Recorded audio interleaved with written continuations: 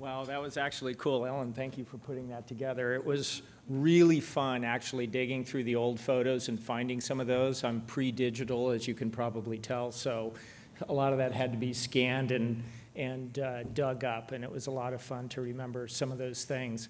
I think the story told all of the arc pretty well. We'll come back to that.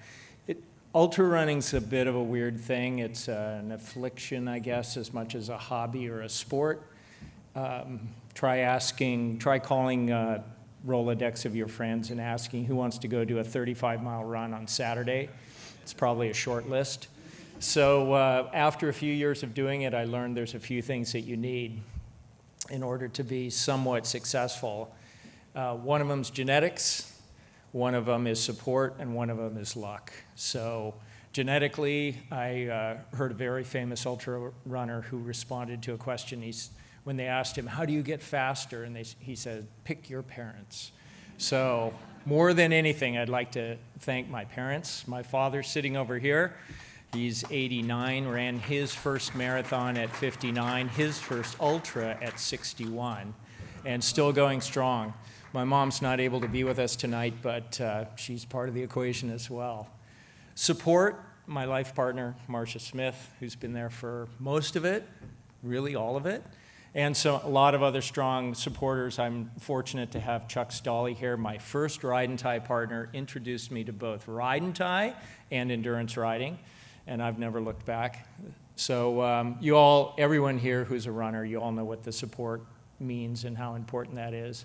And by luck, what I mean is finding something that you're actually halfway good at, and at a time in your life when you actually can pursue it and take it on and make something out of it. And I was just flat lucky. I discovered ultra running really as a fluke, and it turns out that I was not bad at it. I'm slow as a post. I mean, all the people in here, these high school girls, all of their mile times, way faster than me ever in my life. I kid you not. Somebody asked me, what's your best marathon time? And I said, well, I never really ran marathons, wasn't very good. And they pressed me, and I say, well, I did a 2:42 once, but it was right after I did a 2:37 and just before a 38-minute 10K. And that was good for 100K, and that was actually a really good time. So it's all relative. Anyway, thanks you all for putting up with us. It's been a great ride, probably 400 races. As the video said, 6 continents, 28 international trips. One day I woke up after a lot of that, and I realized I'd probably run something like 130,000 miles, still counting, still running. And I remembered something that someone told me when I was in my 20s, that isn't it great when you're in your 50s, you can put a 6-year-old set of legs underneath you if you ride a horse. I have my dad to thank for getting me into horses back when I was 6 or 7 years old, and it's been something I've done all my life. I've been fortunate to be able to carry on doing some mileage and doing some pretty cool athletic stuff, but not just me. I've had some great equine partners as well.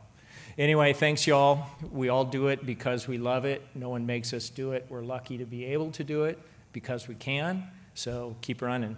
Thanks.